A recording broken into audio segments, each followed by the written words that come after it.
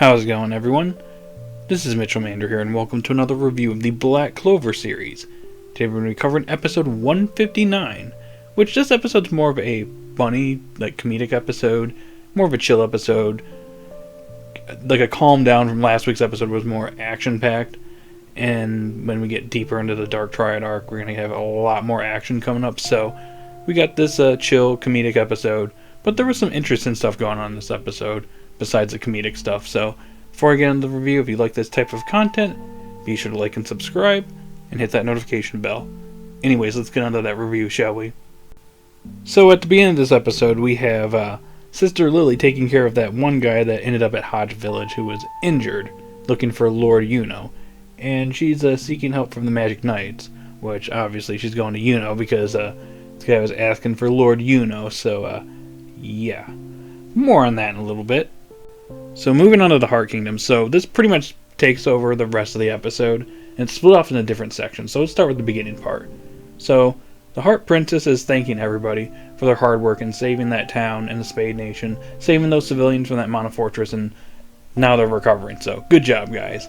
But they don't want to rest. They want to actually spar with the leader of the Spirit Guardians, Asta, Luck, and Leo, that is. He wants them to take a rest, but he reluctantly agrees to take them on. However, it looks like Charmy is causing some problems in the Heart Kingdom, so Asta is sent out to try and stop her.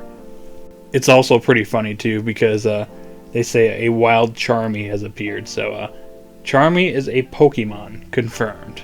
We then have Noelle, Mimosa, Secre, and the Heart Princess. They go take a bath. And Finral's over here just...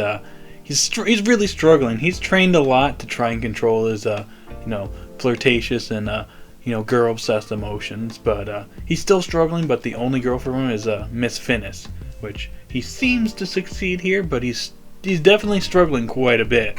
So press F in the chat for our boy Finral. Now, not really much to talk about in the segment with all the girls bathing. The only thing I want to say is they definitely censored this from the manga, because in the manga... yeah, they definitely pushed a few boundaries, I should say. So I'm not really surprised that they omitted this in the anime version. But the one thing I thought was funny here is the Heart Princess, or not the Heart Princess, the Water Spirit, actually asked the girls if any of them are dating Asta, which I thought was a pretty funny segment. And of course, Noelle denies it. Secre, in her bird form, only sits on Asta's head, and that's the only thing that she likes about Asta.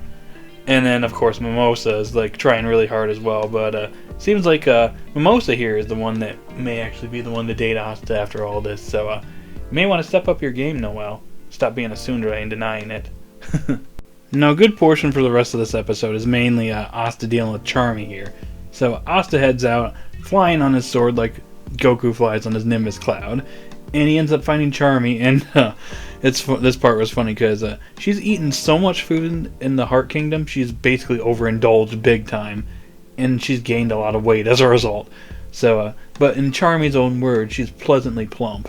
But anyways, since Asta's getting in the way of her eating food, she attacks and gets a giant sheep to stomp out Asta. Not even Asta can stand up to this thing, which freaks out the Heart Kingdom citizens.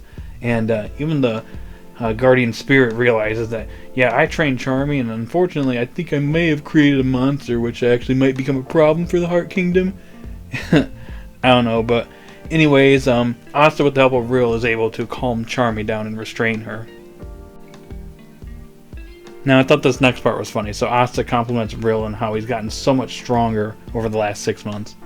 And the main reason why he's gotten so strong is because he wants to impress his goddess, the one that saved him during the elf invasion, which was none other than Charmy herself, but in her awakened state, I guess we could call it, her half-human, half-dwarf form. And Asta over here, having seen it firsthand, is like, real? That's actually Charmy. He's like, oh no, that can't be Charmy. My goddess is not fat, which, I don't know. I thought it was funny, so I'm wondering how this is going to be resolved when Real sees the truth and sees that, inevitably sees that Charmy here is the one that he actually is in love with. I don't know. I guess Yuno's got some competition. Now, Yuno, on the other hand, while all this is going on, actually received a message from a fellow member of the Golden Dawn that they got a message from Hodge. So Yuno heads over there as fast as he can, and he walks right in, and the man who Sister Lily has been treating this whole time is awake now and recognizes Yuno, and literally tells Yuno that he is the prince of the Spade Kingdom, and that's where the episode comes to an end. Now, there's not a whole lot to say about this episode. It's more of a chill and comedic episode. I will say I do appreciate the comedy in Black Clover. And, I appreciate it from time to time. Not to mention, I love the shipping stuff with Noelle and Mimosa in the episode. I thought that was pretty funny. That was something that the anime added that was kind of funny. So I'm all for that. But I think the most important thing here is the fact that it's revealed that Yuno is the Prince of the Spade Kingdom. Now, if you read the manga, you already know this, but anime onlys are finding this out for the first time. So, yeah, I mean, I guess this makes a lot of sense because they were left off at Hodge Village, so they weren't just commoners, especially Yuno. There's something special about Yuno that we've always known all along. So, this reveal is not the biggest surprise in the world, but yeah, it's pretty nice at the same time. So I'm wondering if we're going to get more information on Yuno's parents. Maybe a backstory with them in the next episode. I'd like to see that. Alrighty guys, that's all I got for this episode review. So overall, this was a pretty chill episode and a pretty funny episode at that. So I'm going to give this episode a solid 7 out of 10. So guys, in the comment section down below, let me know what you thought of this episode, whether you liked it or hated it. Or whether you think Charmy is really a Pokemon. Anyways, post your thoughts in the comment section down below.